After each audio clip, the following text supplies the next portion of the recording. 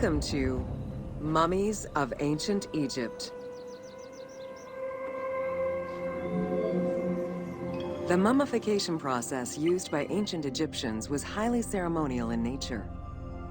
The different types of mummification took into account the social level and richness of the deceased and even included animals. The most expensive was that reserved for the pharaoh and the royal family, as well as some of the wealthiest members of the court.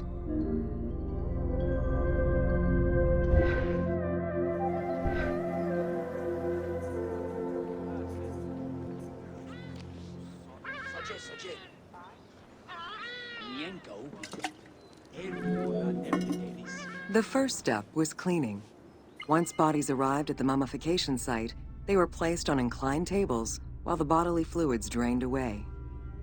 They were then cleansed by priests until they were deemed ready for the purification process.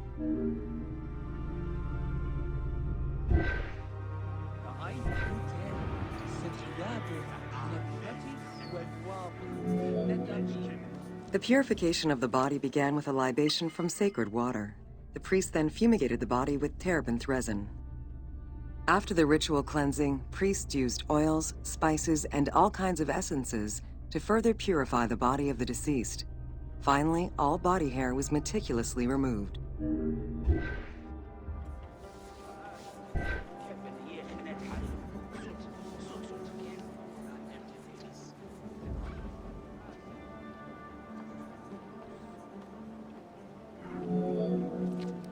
Once the body was properly purified, embalmers removed the organs, following very specific procedures.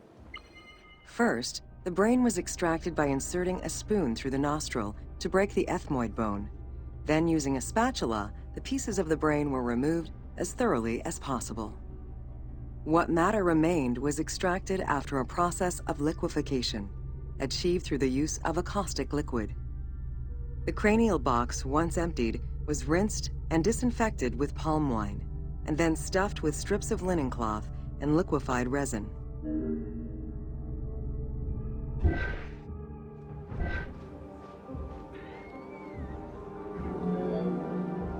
After taking care of the brain, embalmers made an incision on the left flank and carefully set aside the viscera.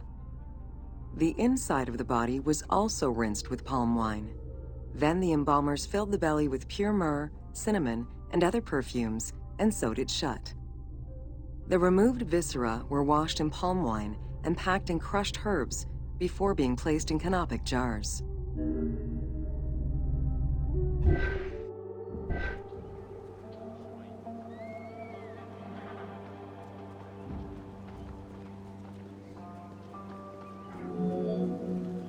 Canopic jars were placed close to the sarcophagus or kept in a chest nearby.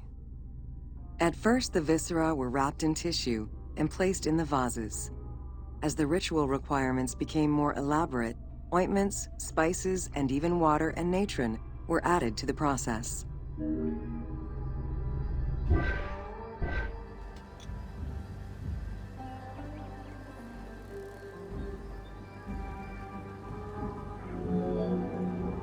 Towards the middle of the New Kingdom, canopic jars assumed the appearance of the four sons of Horus. They were known as the protectors of the viscera. These protectors had their own guardians, each a goddess of the dead. Imseti, the human-headed god, protected the liver and was protected by the goddess Iset. Hapi, the baboon-headed god, protected the lungs and was protected by the goddess Nephthys. Dumut-Ef, the jackal-headed god, protected the stomach and was protected by the goddess Neith. And finally, Kebesenuef, the falcon-headed god, protected the intestines and was protected by the goddess Selket.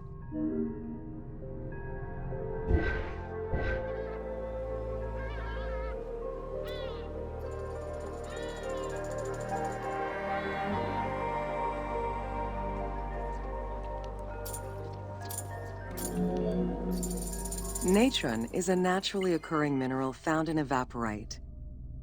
These sedimentary rocks are made up of mineral salts and were generally mined from lake beds in Egypt.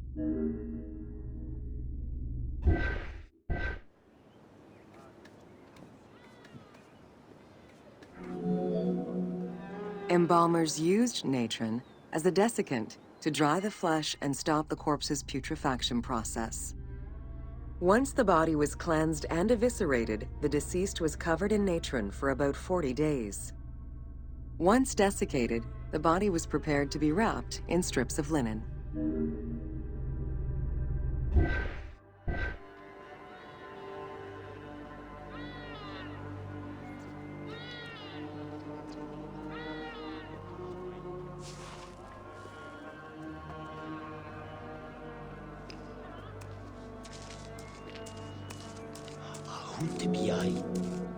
Once the body was fully desiccated by the natron treatment, embalmers oiled, painted, and sometimes even added hair extensions or a wig. They often used a henna-based antiseptic preparation to give the body a more colorful and lively appearance while preparing it to resist molds and fungi.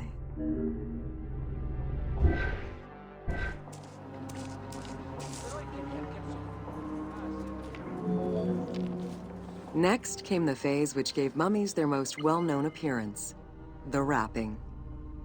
Originally, each part of the body was wrapped separately. Men had their arms crossed on their chests, while women had the right arm folded over their breasts and the left arm stretched along the body. However, techniques evolved over time. Eventually, the body as a whole was wrapped with limbs alongside the body, and increasingly sophisticated and different techniques of weaving flax bands were developed.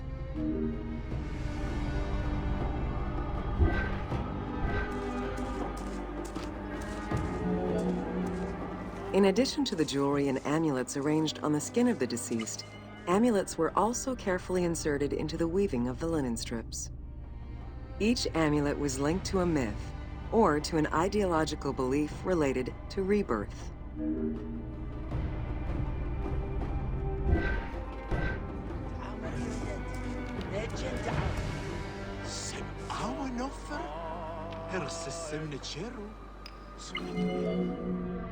Masks were an important part of a mummy's finery.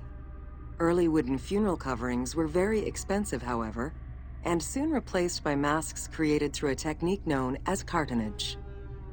Masks fashioned with this method were created by laying several layers of linen or papyrus pulp on a base made of mud or straw. Cartonnage was used for more than funerary masks.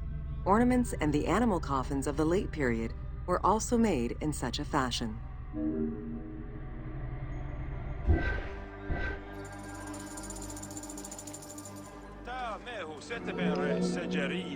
Cartonnage evolved to cover the entire body of the mummy during the 22nd dynasty.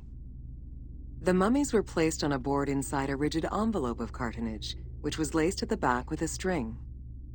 Extremely cost-effective and visually pleasing, this technique was very popular through all layers of the society.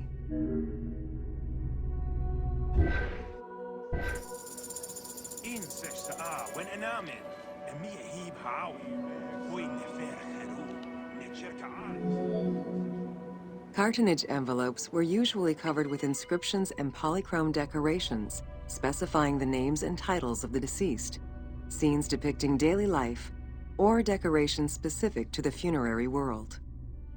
This was a true gift for Egyptologists eager to study the funerary rites of the ancient Egyptians.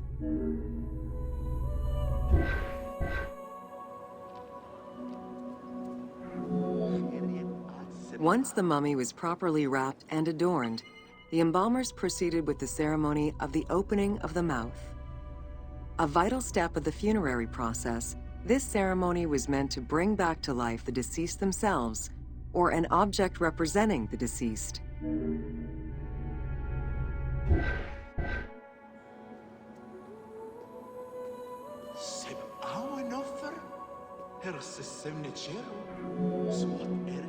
There were no less than 75 different stages for the opening of the mouth. It required the application of the same oils, ointments, spices, and perfumes used during the mummification process. Makeup was sometimes part of the process as well.